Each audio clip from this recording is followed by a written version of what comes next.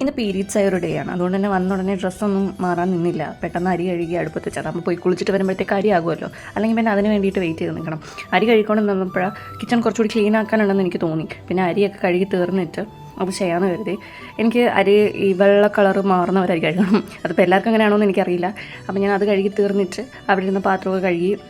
എനിക്ക് കിച്ചൺ ഇങ്ങനെ വൃത്തിയേടാക്കി കിടക്കുന്ന ഇഷ്ടമില്ലാത്തതുകൊണ്ട് എല്ലാം പെട്ടെന്ന് ക്ലീൻ ചെയ്തു. കാരണം പോയി കുളിച്ചിട്ട് എന്തെങ്കിലുമൊക്കെ ഉണ്ടാക്കിയിട്ട് പെട്ടെന്ന് കഴിച്ചിട്ട് കിടന്നാൽ മതി എന്നുള്ളൊരിതാണ്. ഈ കുപ്പി ആക്ച്വലി കഴുകാൻ വെച്ചല്ല, ഞങ്ങൾ ഈ പാലിൻ്റെ കുപ്പി അങ്ങനെ എടുക്കാറില്ല.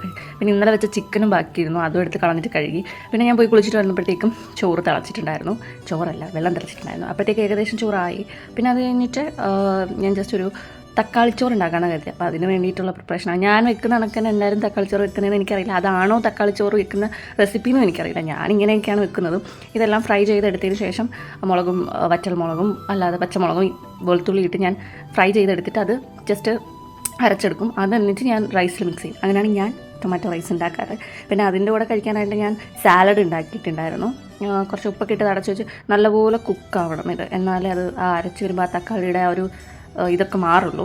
പിന്നെ അത് കഴിഞ്ഞിട്ട് ഞാൻ ചോറൊക്കെ നോക്കി റൈസ് റെഡിയാക്കി. ഞാൻ അത് കഴിഞ്ഞിട്ട് മീൻ കറി എൻ്റെ ഒരു ഫ്രണ്ട് കൊണ്ടുവന്നിട്ടുണ്ടായിരുന്നു, അതും കഴിച്ചു. പിന്നെ സാലഡ് ഉണ്ടാക്കി കഴിച്ചു. അടിപൊളിയായിരുന്നു.